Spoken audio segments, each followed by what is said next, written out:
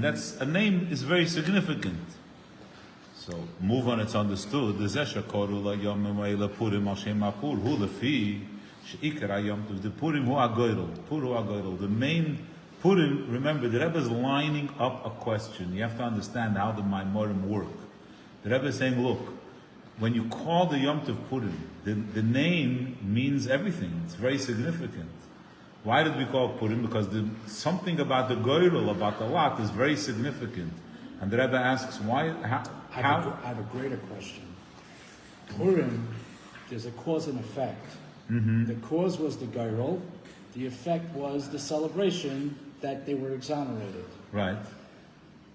Hanukkah and Pesach, we don't name those holidays based on the cause. We name it based on the effect. Okay. Why is Purim named after the cause, in other words, not the right. effect? In other words, let's say the fact that the Goydel landed on Adar, Thank you. that was Much significant. Not that he made the Goydel,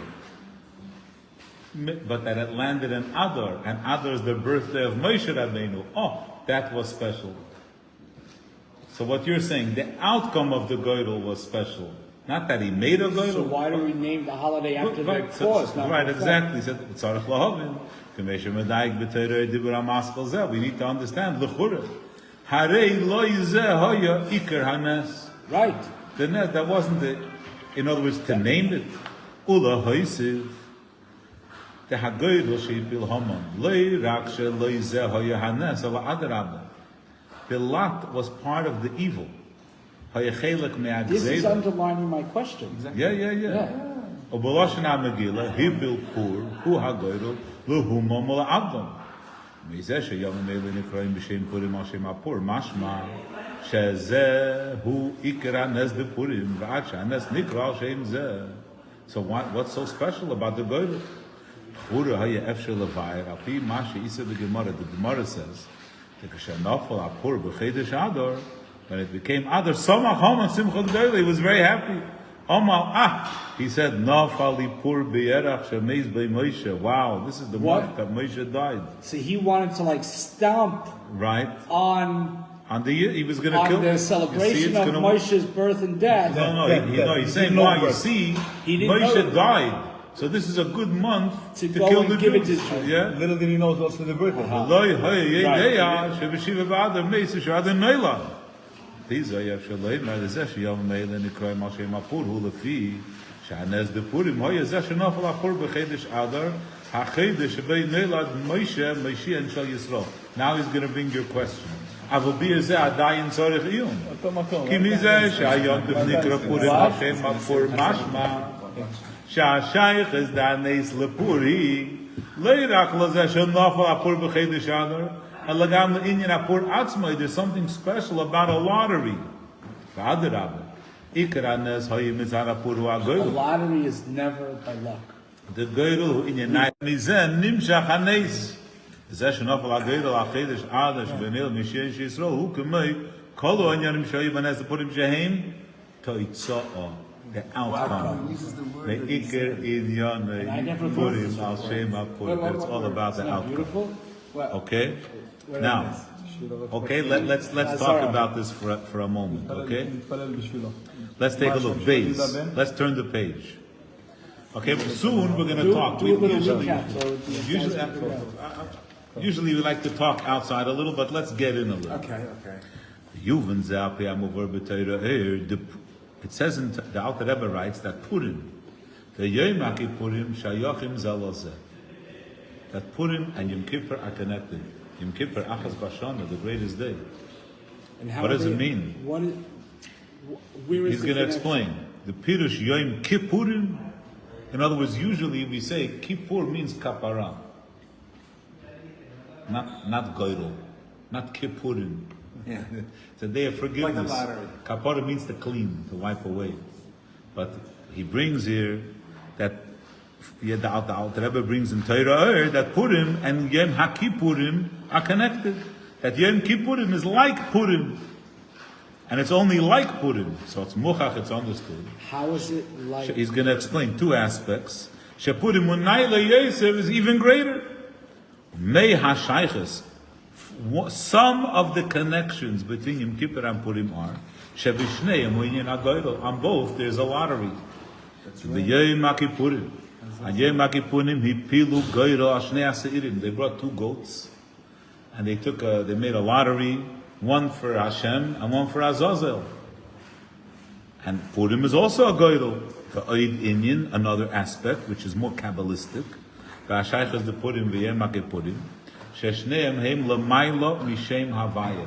Both that are above order. They're higher than Hashem's name. V'yem Purim ksiv. Regarding Yom Kippur, it says lifnei Hashem titoru l'maylo me'avaya. Also, b'negei Purim yadua, it's known that tam sheli nizka shem havaya b'chol Megillas Esther. Okay, let's take a breath a little bit. Let's talk a little bit about what he's saying. So we know that in the 24 books in Tanakh, in the canon of the 24 books of Tanakh, every single book has Hashem's name besides one. Megillas Esther. Right. Now, Bechlal, Torah, the way Torah is written, there's a Shlishi HaMedaber. It says Hashem spoke to Moshe. Who's speaking? Yeah. They're talking in third person, right? So who's that? We say that's Hashem himself, higher than Shem Havaya. Every once in a while, that voice speaks. How else? Ve'ata tetzaveh. Right. So how else? Ve'ata tetzaveh is second person. Right. Because that is in parentheses. That's what happened, or that's what was said. So it's saying it verbatim. But how else do you? How else do you? You could say Bereshis Barasa. In the beginning, I created.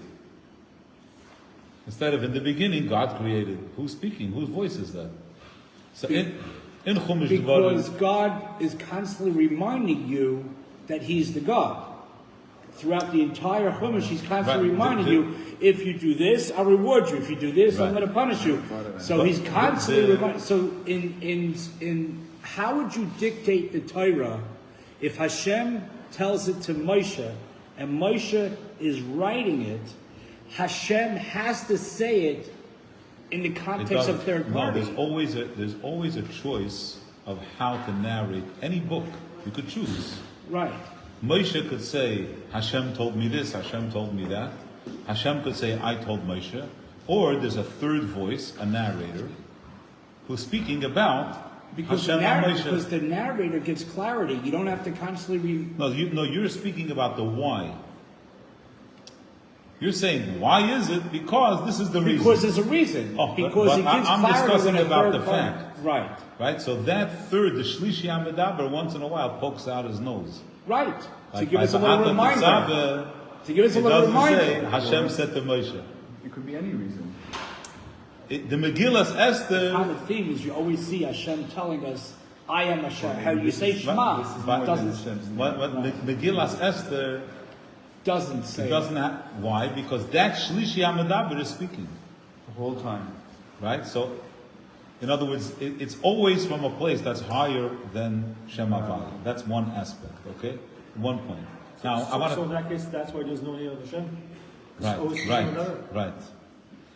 So that's one Indian, then there's the Goydel. Could we take a minute to go a little bit on a journey? Let's try to go on a journey for a minute. You know, when we talk about Yom Kippur, we have to understand, the Rebbe is going into a place of Bechira. What is Bechira? What is Goydel? What does this mean? So I want to go for a minute. First of all, when a person makes a lottery, what they say is, I'm not going to decide. I'm going to let the Goydel decide for me. In other words, I'm giving up my will. I'm sacrificing my will, not Bechira yet, my Ratzon, and I'm going to say, I'm not going to decide. I'm going to make a Goydel. Whatever happens, that's what I'm going to do. That's it. That's number one. Bechira, we take two goats that are, the Gemara says, the Mishnah says, they have to be the same value, the same height, matching, and then you make a Goydel. In other words, it doesn't matter which one goes where, they're equal. Okay? Now, in general, when we talk about this idea, the concept of Bechira, what does it mean? Usually what we say is, Referring to Lazazel or a korban. right, we have two things that are equal and I choose between them. That's what it goes. Okay? That's That's the essence. I'm going now deeper, going to Bechira. Now, when we say that Purim is Lifnei Hashem, or let's talk about Yom Kippur for a minute.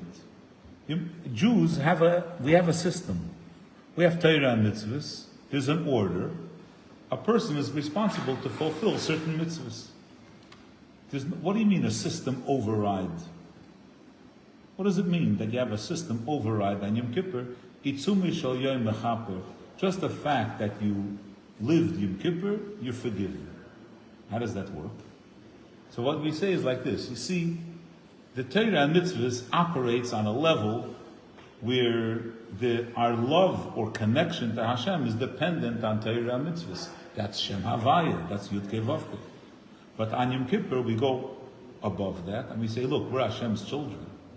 As Hashem's children, our relationship is deeper In the Torah. than Torah. You bypass. So we bypass.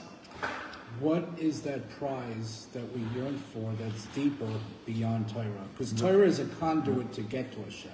Mitzvahs are a Right, conduit to get to Hashem. one second. In other words, that our relationship to Hashem comes from is not based on, If you do the it's Torah. not conditional on Torah and mitzvahs. It's because we're His children. So of course, He wants His children to do the right thing. But ultimately, even if we do the wrong thing, we're still His children. Now there's something that's very important to explain. In other words, a person may hear this idea and say, oh, Yom Kippur is an override. And a person may say, this tells me that Torah and mitzvahs only reach a certain point in Hashem. There's a deeper place in Hashem where Torah and mitzvahs don't reach. And what is that? Love? But this is a mistake. I want to correct that. Do you understand? In other words, a person may say, "Oh, I learned the Maimer that really our connection to Hashem is deeper than Torah. Meaning Torah is only till Yud Kei Vav Kei, whatever level, and higher than that, there's no Torah." But here, and this really is the neshama of what happens to this Maimer. Okay? Haman, to understand what happens here, Haman understood that the Jewish people are special to Hashem. So he said, look, I need to go to a place that's high up, like you go on an airplane. From the airplane, all the people look the same. So I need to go to a place where Hashem is not going to distinguish between the Jewish people and not the Jewish people. Everybody's going to be equal. So that's why I'm going to use the system of a lottery. Because in the system of a lottery, there's no Torah mitzvahs, not everyone's equal. It's a deeper place. So what happened? So Hashem's response was, you don't understand. My connection with the Jewish people is in the place of the lottery. It's in the deepest place. We have to understand what this means. Then it's not really a lottery. We have this. Good. You're right. We have right. This is exactly the point. The Rebbe brings out something so profound. Fixed. The Rebbe brings out something so Protects us profound. regardless. It's such an incredible thing. The fix is in. Right? Let's talk for a minute about what it means for a human being to choose something. Okay, let's talk for a minute about Bechira. But you know, every human being that's given a choice, the realm of the choices are controlled. That's what he's going to say now. Let's get in. Really, in other words, if we learn a little bit the Sifrei Chakira, we understand that human beings, be'emes, there's no such thing as Bechira. Why? If the object has something attractive, so obviously I'm going to be attracted. If it doesn't have anything attracted, so I'm not attracted. If it's harmful, I'm going to stay away. If it's nothing, then it's pointless. Right? If there's no property, so if someone's going to come and say, well, you know what, I'm going to set up bechira. I'm going to find an item. My mind wants it very much, and my heart doesn't want it. Because we're trying to set up, but then if you have equal force of attraction and detraction, then you remain suspended like a magnet, two opposite, you just stay. And if you force one side, it's not real. Is the choice of attraction a choice? No, it's not a choice. Exactly, it's not a choice. So then there's no bechira. I find this attractive. He doesn't find it attractive. Right, but that's just the way you are. Taste is a choice. But for you, it's not a But that's just the way you a are. better car. In other words, let's take for a moment, let's say I'm able to take everyone to a place where they no longer have interests. Okay. So then, what's the point of bechira? That's right. There's no point. I like to argue. Okay. If you take 50 people to a place which is outside of their realm, and all these 50 people they find nothing attractive in the realm you put them in, it's a choice. If you took them into another realm, they may find an attraction to that other realm. No, right. I'm saying, let's say we take a person, when a person is old, a very aged person, they lose interest in a lot of things. That's so a you choice. say, no, they lose for whatever, right? They lose interest. Say, now that they lost interest, now they can have bechira. All they want is to be out of pain. It's not real bechira. That's not, no. Pain is still a one choice. second, we're still in the question. To want to Guys, be out of pain is come, a choice. let's go to the answer. Let's get a little closer. When you choose to be in So what's the I'm still choosing not to want to have what's pain. the flaw? Why? Because I don't want to be in pain. One second. What's the flaw in this whole presentation? Really, this is a setup. The setup is that we're talking about the benefits of the object. Am I drawn to? Am I attracted to this, or I'm not attracted? Does this talk to me, or it doesn't talk to me? The idea of bechira is not about the object; it's about the person. Correct. It's only about the person. If I say this color is my favorite color, it's not because of the virtues of this color. There's no, in other words, technically, there's no difference between red and green.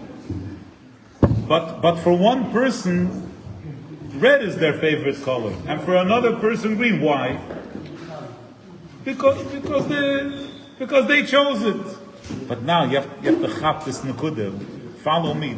Trust. Okay, very important. Think about this like this.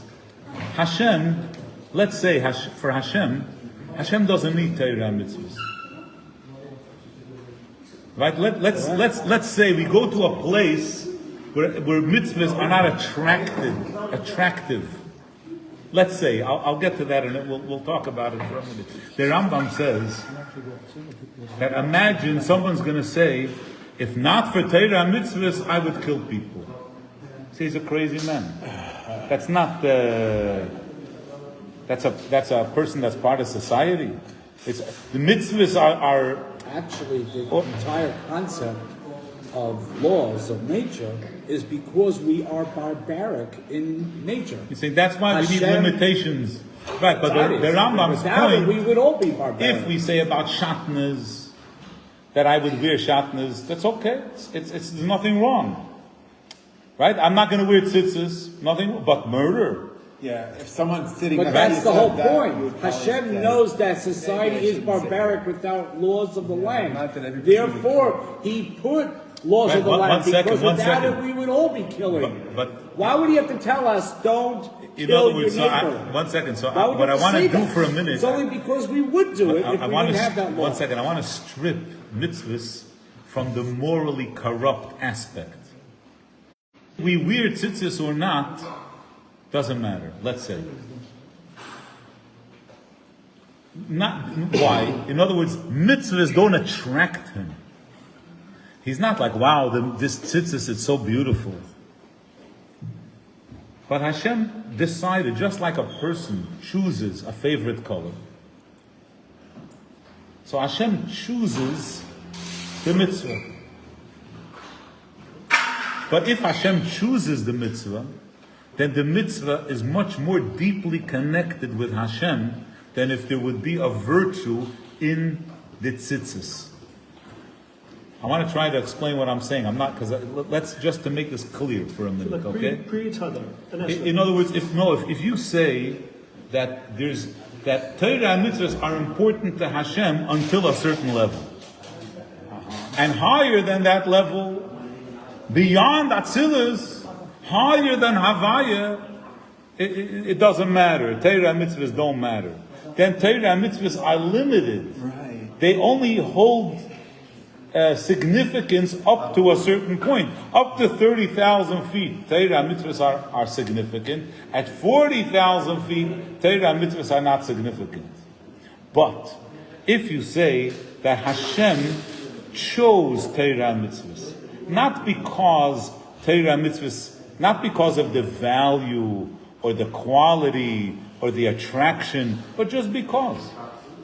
Just like a person with a favorite color. Like kosher. So now, how deep is it connected to Hashem? As far as Hashem is, that's how far He is. Well, Hashem is infinite, so it's No, you understand, right? The In other metaphor words, is understandable, but it's beyond that. right? The mitzvot is touches the essence of Hashem. Yeah. Right? Why touches the essence? He decided. Oh, right. Only because He decided, and He's not forced. Right? Let's say we have to think about. Not triggered by it. Like Right? Let's say someone brings you. Let's say someone brings you a dish, and it looks delicious. Maybe it smells delicious. Then they tell you that it was made in someone's house that you don't like. Something bothers you about that house. Suddenly, it's not desirable anymore. The opposite is repulsive. The detraction from it is a moral detraction. Because I don't know, maybe it tastes good. Moral or emotional? Moral, I don't know. It's not. What I mean is, it's not a. It's a spiritual. It's not a physical. It's not the food. It's your brain, conscious. right? Yeah. Right. Let's say And then someone if they brings said, you. oh no, I made a mistake, it is from this guy's house that you like, then you like it again. So you like it, yeah. If someone brings you a stew, and then they tell you that there's blood of a human inside, Oh yeah, right. You're done. right? You'll throw up. Why? Maybe it tastes good. In mitzvahs, there are two aspects. We have to be able to separate. There's the fact a mitzvah may be that it has a nice taste. It may be that a say that it's repugnant, but there are two layers in it. There's like a physical distaste, and then there's a spiritual distaste. And that spiritual part, that comes from the Bechira part. In other words, if mitzvahs are so good, why only Jews could do mitzvahs? What do you mean? So a goy puts on tefillin. If a mitzvah is significant, we say, Ata v'chartonu, Hashem chose us. What does it mean? Why? What's the difference? This is a hand and that's a hand. It's not because of, our hand is better. It's a bechira. It's from a place of, because I decided. This is what I want. So Haman's vision was, let me go to a place 40,000 feet up, and at that place the Jewish people look the same like everybody else. He didn't calculate any of the spiritual connection at all. He was simply looking at all from a human connection. No, Haman wasn't. So in that case, If he wanted to go higher, he would have realized that there's a connection that can't be dismissed at any level, at any height. In other words, This is the point. so in that case, he was He worse. told them he's going to So in destroy that case, he you. was worse than Bilam. Yeah. In that case, he was worse than Bilam. well, he's coming later, so he's more learned, He knew what Bilam did wrong. right? In other words, he's reaching. He's going Amalek. Why does Haman? Of the cliff. Haman realized Bilam didn't succeed. Why does Haman use Gödel? Because he figures, aha, this is the way. I could come to a place. Hack the system. We can hack the system. Yidden and God. It's a place of neutrality. The two girls. Hashem doesn't came favor. the same day too. That's just crazy. What it was? The two girls did was the same on Yom day. Kippur. No, the girl. No, the girl. He did a day girl and a month day girl. Yeah. And so he really got lucky with the girl. So right, and that's so. Let's take a look a little bit. Ubir hashayches. Let's read a little bit more inside. Ubir hashayches. Ishnei ha'inyanim behahashva. D'yom ha'kippurim upurim. Let's explain what's the significance of these two things that connect Yom Kippur and Purim. Shebishneihem, in Yom Kippur and in Purim we find Gödel, and that Shneihem are L'mayla Mishem Havaya. So Yuvana will be understood Behaktim Inyan HaGödel Hu L'mayla Me'aseichel. To make a lottery is to say, forget about my reasoning. I'm going to go to a higher place. Shehari Gödel Hu Bechlal, generally, Gödel is B'shnei Dvarim Shovim. Ukemoi What's the Shnei types of shoving? equal, the same. Ukemoi is part of what we discussed is in Ha'ara 19. Okay, but let's. Kemoi Shnei Aseirim D'Yom HaKippurim Sheyu Shovim, they were equal. B'mara, they looked the same. B'koima, the same height. Ubedomim, they cost the same. The kasha echad me'em u'toiv yoser. If one of the goats is better, ein makom l'goydel, then it's not a goydel. The dafke kisheshnei advarim heim shovim. Kivan shemitzad ha'seichel i'ef shel ha'achriya be'eze mehem livcher. You can't give me a logical reason why to choose one over the other. So then, soimchim oz ala goydel shel ha'mayla me'aseichel. When a person walks into a lottery store and they're choosing a winning number, No, they're choosing a number. they're that choosing they a hope to right. be They a hope, winning number. right? They're Can't choosing. choose the winning number. They're choosing a number. What are they going on? I'm inspired. I'm going to buy the lot. Right? It's not. It's actually quite a. hard. It's seichel. It's a seichel. It's not. It doesn't matter which. Right? So it's bechir. It's a goydel. You make a goydel. Soimchim ala goydel shalamayla me'aseichel. Al derech zeh ulamayla. It's the same thing with Hashem. The goydel, the idea of making a lottery is lamayla me'ishtalshalus. We're going outside of the system of worthiness, merit. We're going out of the system of merit. The chokhmah, logic, which is the basis of merit, is reishis ha'ishtalshalus. That's where ishtalshalus begins. The goydel shul lamayla me'achokhmah is lamayla me'ishtalshalus. Bal pi zeh, ha'hashva de Purim v'yom ha'kippurim shebishneim hu inyan ha'goydel. What does it mean that I'm Yom Kippur and I'm Purim? There's something beyond. It's gilui eirin seif shelamayla me'ishtalshalus, the revelation of Hashem that's beating the system, override on the system. We have more copies from those that would like. V'zeu ha'kesher Dishnei hoinyonim ba'ashva d'yom ha'kippurim u'purim shebishneim hu inyan ha'goydel shneim lamayla me'havaya. Havaya is ishtalshalus, Yudis Chachma, Hey is Bina. We learned also in many Ma'amorim that mitzvahs, the Zohar says that mitzvahs are like grapes hanging on a vine. Every letter of Hashem's name is like a branch of a vine. Some mitzvahs are part of the Yud, some mitzvahs part of the Hey. So mitzvahs are part of Shem Havaya. V'zeh she'em ha'kippurim u'purim, hem l'mayla me'havaya hu, Shagilu d'yom ha'kippurim with the Purim u'lamayla me'ishtalshalus inyan ha'goydel. That's why there's this idea of saying l'chaim on Purim to be inebriated, to be our connection to Hashem beyond logic. Come out from the sefer.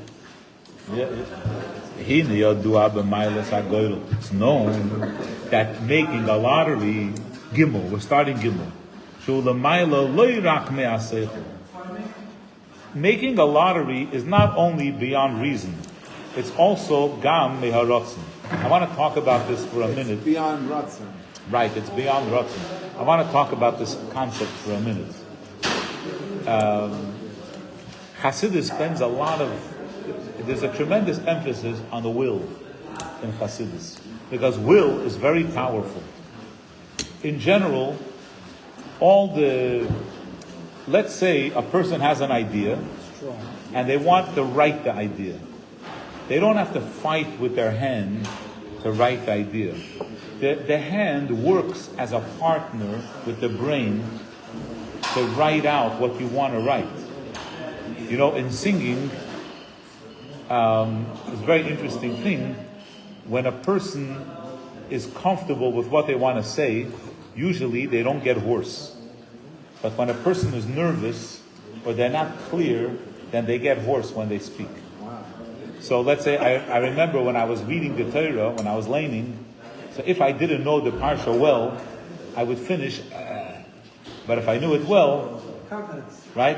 Many times the conductors, you know, in the music, so when the singers would have a hard time, they would say you're missing the intention. They wouldn't tell them straighten out your chin, take a breath. They would say think the meaning. When you think the meaning, your body will support the idea. So in the body, all the kochot, all the powers of the body work together. Movement and artwork, right? Imagine an artist, his hand responds to his mind. When you talk about will forces. Will imposes itself on the person. It doesn't work as a nice partner. It's like when a person says they're going to go in cold water, they force themselves to go. It's not logical. It's the will. The willpower forces the person. So in general, that's why also, if you bribe someone, it twists their thinking. Why? Because the will manipulates. You're not objective anymore. You become subjective. Because the way the will works is that it pushes, it forces. That's why people that have very strong willpower, they could hurt themselves.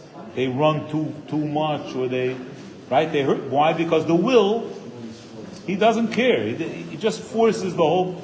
So to think that the will has such incredible power on a person, when a person has willpower, and then when you have the idea of a goyro, it's even this incredible power that you have of will, just a person just gives it away completely to the space of goyro.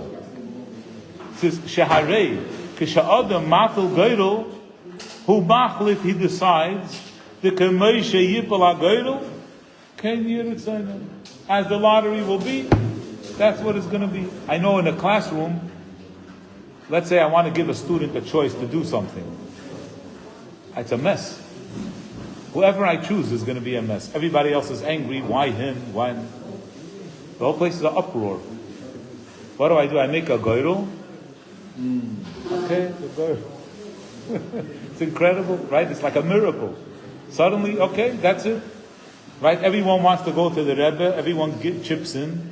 Everyone gives $100. How are you going to choose one person? You make a goyro? Okay, that's it. Whoever won. What are we going to say? There's nothing to say. It's obvious. With 2020, the elections, the goyro. Look at the colossal mess we ended up with. Legitimate tinus.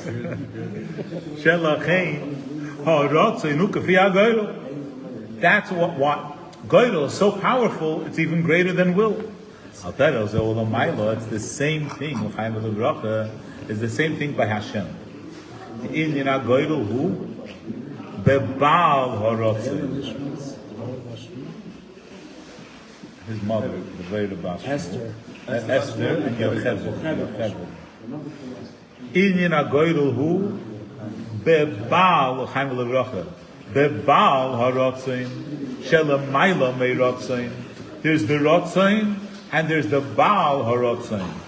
Hashem is the author of the mitzvahs.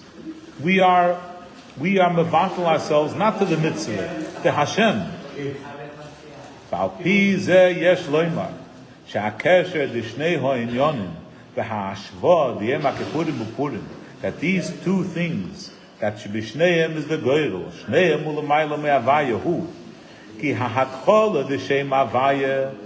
Hashem's name begins with the crown of the Yud, the point of the Yud, Hakoit She'ala Yud, which represents Rotzain Shalamayla Mechokma. However, Yom HaKippurim Upurim, Heim Lamayla Me'avaya, even the Koit She'ala Yud, the Yom HaKippurim Upurim, Hu'amshachas V'gilui Bechinas Baal HaRotzin, Shalamayla Me'arotzin Inyan HaGoydel. It's about connecting with the author of the will, the Baal HaRotzin, not the will. It's not about what Hashem told me to do. It's about Hashem, the one who, the author of the will. Mendy, You done? we want to do Ma'ariv in like 5 minutes, okay? Oh, you davened before? Oh, okay.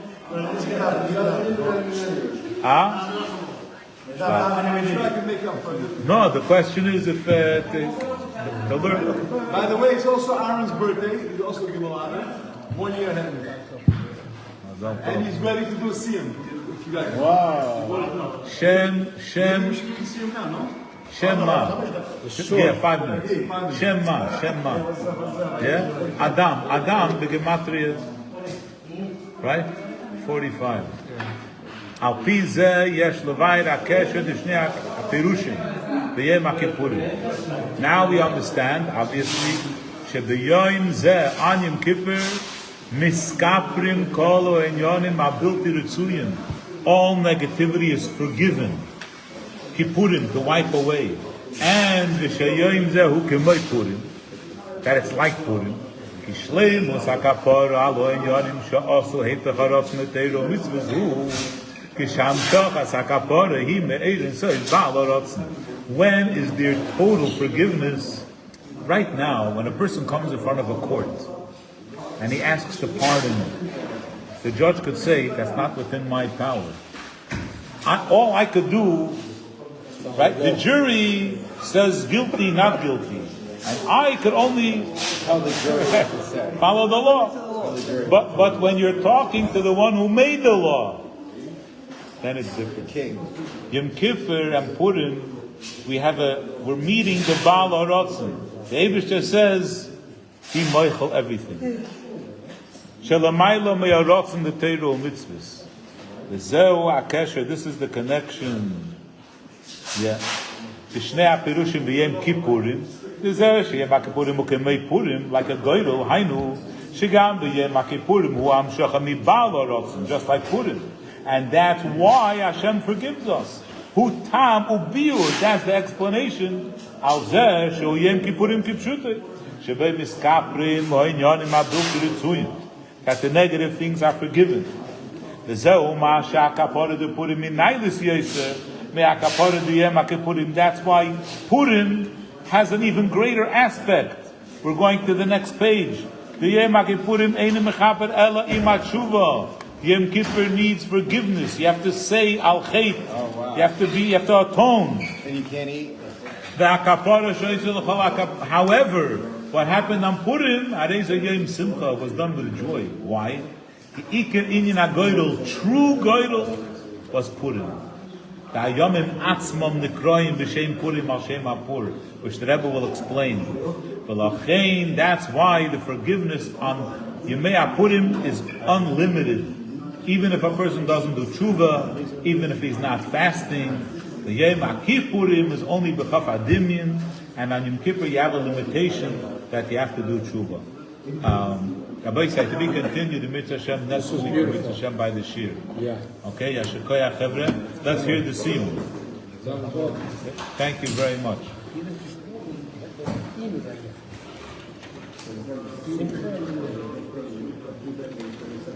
Good.